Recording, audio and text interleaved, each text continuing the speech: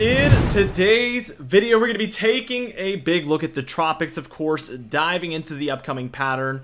No surprise here, we don't have any activity expected in the 7-day forecast here, of course. That's the same story as yesterday, so no big changes are really expected to come anytime soon on that. We may begin to see some, smaller threats show up soon. But we don't expect massive changes overnight or anything. So we are going to be tracking this diligently and every single day for the videos. So again, we upload every single day. Be sure to check it out. But we will be going over this. And obviously, as we head into August, September, there will be activity here.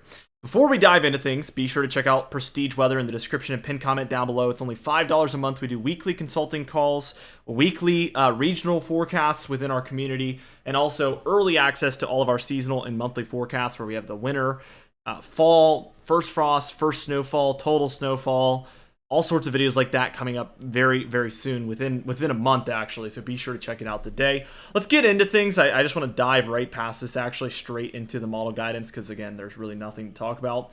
Here by later on today, we could see a couple of areas of concern. One here for the northern plains and northern Rockies, one here for the Ohio Valley, and into deeper areas in the deeper south there. And then for the southeast, so Florida up the east coast a little bit there, we do have activity. This is an area certainly where we're expecting a little bit of some thunderstorms to happen throughout the day today. It's fairly typical, of course, for these areas this time of year. So really, really interesting stuff. Now, as we dive into Sunday, tomorrow on the 6th, we can see a lot of thunderstorm activity associated with this 1,005 millibar low right here over Iowa. So we see some thunderstorms flaring up for these areas. Also the Northwest actually seeing some activity for the first time in a while here. And the northern Rockies, as we continue to see these areas deal with some storminess, of course. I don't know why I said that way. Let's move towards Monday, and this is going to be August 7th, so already a week into August at this point. 1,002 millibar right there over Chicago, basically. And this is impacting areas in the northeast, so that's pretty far, all the way back down through the southern plains and into the mid-Atlantic. We could see areas in the deeper south, and then, of course, near that low in the Ohio Valley, upper Midwest, and Great Lakes, we're seeing plenty of activity there. Now, as we take a look at the northern Rockies, again, another day of thunderstorm activity for those folks. By the time we are reaching Tuesday here, we see 1,002 millibar here over the northeast, and this is bringing a ton of thunderstorm activity here for some of the Ohio Valley and Great Lakes still into the northeast, and portions of the northern mid-Atlantic is what I'd call it. So definitely very, very interesting conditions there. As we can see for South Dakota down through Nebraska, Oklahoma, Arkansas, down through the deeper south, we could see a line of thunderstorms developing in this area as well, potentially posing a severe weather threat.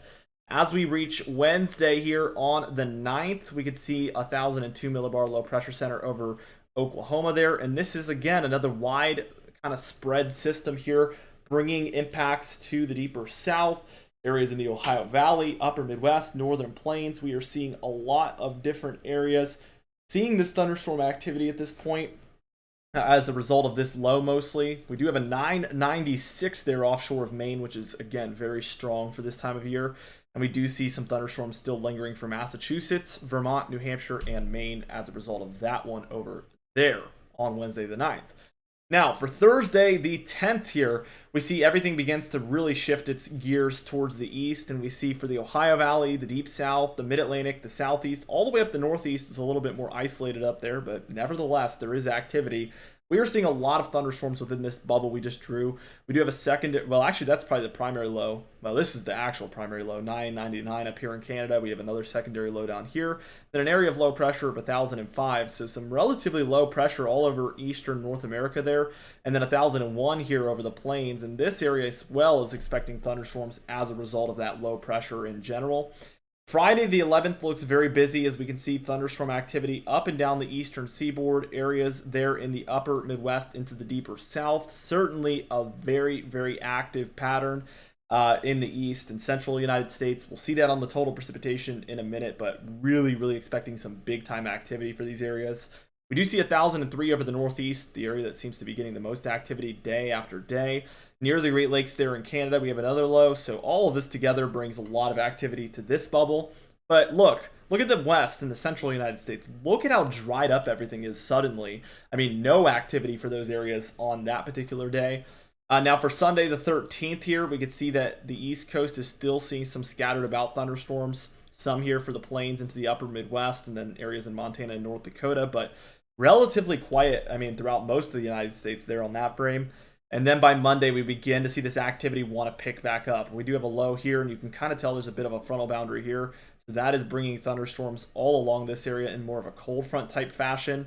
There is a lot of activity kind of moving down behind this as well from Canada into the northern United States.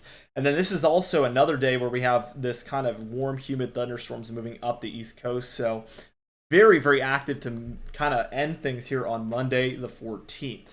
Now, total precipitation here, as you can see, heavy amounts here for a lot of the central and east here. So anywhere in the whites, we're expecting practically no precipitation. Grays are going to be about 1/10 of an inch or less. Greens 1/10 of an inch to 1/2 an inch. Blues 1/2 inch to an inch. Your yellows 1 inches to 2 inches. I don't know why I keep saying it inches. Should be an inch. I've said that 2 days in a row now. Reds are 2 to 5 inches there, and that's mostly where we're taking a look at above average activity. That's where we are watching for that. Your grays and browns are going to be anywhere from about 5 to 10 inches of precipitation, which is certainly above normal. So when you take a look at it, this whole bubble that I just drew is basically expecting a really good shot at above average precipitation over the next 10 days. So certainly extremely active. Now, as we go ahead and move on and take a look at the temperature pattern, we can see that by time we are reaching later on midweek, we can see a lot of cooler air is moving into most of the United States. A lot here through the central, a lot here for the northeast, a lot for the west as well. And really it's this area here which is where we indicated the most above normal temperatures on our August forecast. And then also a little bit here for the East Coast as well, the Southeast mostly here with some above normal temperatures. But look at this, I mean, definitely over 50% of the United States is below normal at this point on Thursday the 10th. As we keep going with that, we see this cold wants to hang around cold to neutral temperatures, mostly for this area here is where we're taking a look at it. So we have a ridge a little bit here along the eastern seaboard there, a little bit I would say. And then a lot here for areas in the west. I don't know what's going on with my cursor right now, but just ignore that. I don't know why that's happening. I think maybe my pen is crashing right now. So we're just going to talk about this frame for a little bit. We do see that there is extremely warm temperatures along the west there. There we go. I guess we're fixed now. Very warm temperatures along the west as well, indicating a bit of a positive PNA setting up here. Again, Pacific North American oscillation. And this is what's driving this cold air southward here on the eastern end of things. Very interesting pattern we find ourselves in. And we kind of stick that way. Look at this. All the way by August 20th, we have very warm temperatures in here. Again, indicative of that positive PNA type pattern. And then cooler temperatures here for a lot of the east and central United States. Very slight, but below normal nevertheless. So we're going to continue to track this daily, just like the tropics and just like the storms. Every single day we upload, so be sure to subscribe for daily uploads from us here, where it's just like this one every single day. You can even hit the bell icon for daily notifications when we upload, so you never miss one. Be sure to like the video if you did enjoy it, leave a comment down below, and I will see you guys in the next video.